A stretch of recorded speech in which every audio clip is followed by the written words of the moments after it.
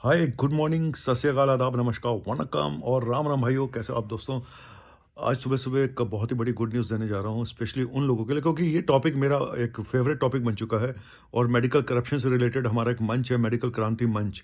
वहाँ पे हम मेडिकल इंश्योरेंस से जुड़े मुद्दे काफ़ी उठाते हैं, जहाँ पे लोगों को डिनाई कर दिया जाता है और बहुत प्रॉब्लम आती है। मेडिकल इंश्योरेंस लेना बहुत आसान है, उसका प्रीमियम भरना बहुत आसान है, लेकिन जब आप लेने जाते हो तो आपको बहुत सारी प्रॉब्लम का सामना करना पड़ता है। और उसमें सबसे बड़ी प्रॉब्लम एक ये भी आती है कि जिस हॉस्पिटल में आप इलाज कराने गए इमरजेंसी में, आसपास के, वहाँ पे जो आपने इंश्योरेंस लिया हुआ था उसका पैनल ही नहीं था। समझे? तो इसी टॉपिक से रिलेटेड आज एक गुड न्यूज़ आ रही है। ठीक है? आपको मालूम नहीं होगा कि शायद भारत में जितने भी मेडिकल इंश्योरेंस लोगों ने ले रखा है उसमें सिर्फ 63% लोग ही कैशलेस ट्रीटमेंट पा पाते हैं। मतलब कि जब हॉस्पिटल में आप जाएं तो आपको पैसा ना देना पड़े, आपका कैशलेस हो जाए अगर आपने मेडिकल इंश्योरेंस लिया हुआ है तो।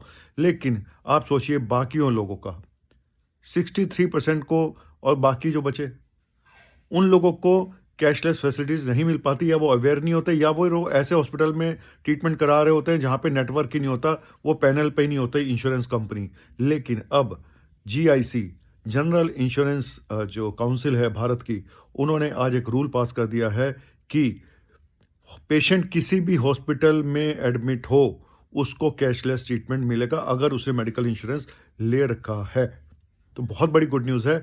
मतलब आप किसी भी हॉस्पिटल में जाइए, आपको वहाँ पे जब वो इंश्योरेंस कंपनी को इन्फॉर्म करेंगे, तो उस इंश्योरेंस कंपनी को, भले ही वो नेटवर्क उनके पैनल, वो हॉस्पिटल उनके नेटवर्क पे है या नहीं है, उनको तुरंत आपको उसको पैनल उस हॉस्पिटल को अपने नेटवर्क में लेना पड़ेगा और आपको कैशलेस ट्रीटमेंट देना पड़ेगा। ये बहुत बड़ा मुद्दा होता है भाई, बहुत बड़ा। कई बार मेडिकल इंश्योरेंस कंपनी अपनी दादागिरी पे उतर आती हैं, कई बार डी पैनल कर देती हैं हॉस्पिटल्स को, जहाँ पे नहीं सेटिंग हो पाती या किसी और रीज़न से। कई बार ऑथेंटिक रीज़न होते हैं, कई बार नहीं भी होते रीज़न ऐसे, है ना? कई बार आपस की ईगो प्रॉब्लम हो जाती हैं कि तुमने ऐसा करा जी, हम तो ऐसा नहीं देंगे, फलाना है, ढिमका है, ये है, वो है। और मेरी वजह से भी एक हॉस्पिटल को धमकी मिली थी मेरी वजह से कि इस डॉक्टर को निकाल दो, नहीं तो आपके हॉस्पिटल को हम डी पैनल कर देंगे। तो इस तरह की धमकियाँ मिलती रहती हैं, लेकिन इससे एक आम पेशेंट की ज़िंदगी पे क्यों असर पड़े, सबसे बड़ा सवाल है। ठीक है? आपकी अपनी पर्सनल समस्या कुछ भी हो, लेकिन एक पेशेंट जो पैसा भर रहा है, उसका ट्रीटमेंट मिलना चाहिए, और वो भी कैशलेस मिलना चाहिए। ठीक है? तो अब आपके लिए एक ये खुशखबरी है कि अब 40,000 हॉस्पिटल भारत में ऐसे हैं जहाँ पे आपको बिना नेटवर्क के, अगर आपका हॉस्पिटल उस नेटवर्क पे नहीं भी है, तो भी पेशेंट को मेडिकल इंश्योरेंस मिलेगा कैशलेस। तो ये सबसे बड़ी खुशखबरी है। और अगर आपको कोई सर्जरी करानी है तो आपको 48 घंटे पहले अप्रूवल लेना पड़ेगा। एक ये भी बात नोट कर लें। मैं सच बता रहा हूँ कि जहाँ पे कैशलेस नहीं सुविधाएँ होती और आप कई बार इमरजेंसी में फँस जाते हो, आपके पास पैसे भी नहीं होते, पहले आप पैसे जमा कराओ इतने, फिर बाद में रिम्बर्समेंट कराना, बहुत सारे डिस्प्यूट होते हैं, और बाद में कई बार रिम्बर्समेंट मिलता भी नहीं है।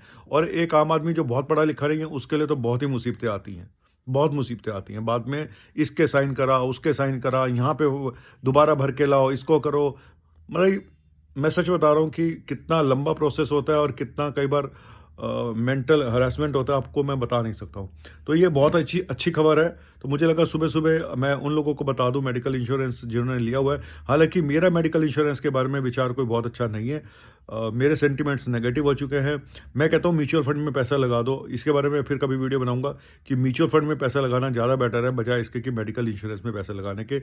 लेकिन हम लोग ये सब आपकी किस्मत है, क्योंकि हम हैं लोग लालची। ठीक है? क्योंकि हम सोचते हैं कि आज हम 25,000 रुपये प्रीमियम दे के, और साल भर 2 साल के अंदर हम लाख 2 लाख बटोर लेंगे। कोई बीमारी कभी भी आ सकती है, या कईयों को पहले से बीमारियां होती है, बताते नहीं है, ये भी कहानी है, और इंश्योरेंस करा लेते हैं।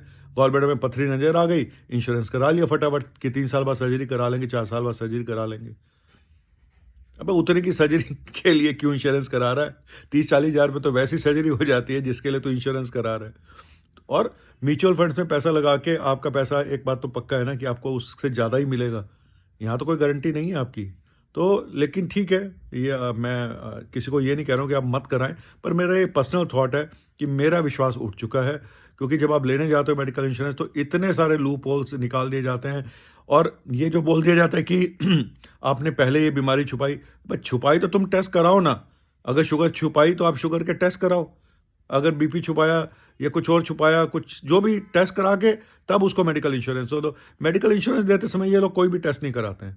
तब कहते हैं आ जाओ, आ जाओ, आ जाओ, आ जाओ, आ जाओ, आ जाओ, और फिर कहते हैं इसको ये प्रॉब्लम है, इसको वो प्रॉब्लम है। चलिए, थैंक यू। एक छोटी सी खुशखबरी थी, मुझे लगा मैं आपको सबको बता दूं।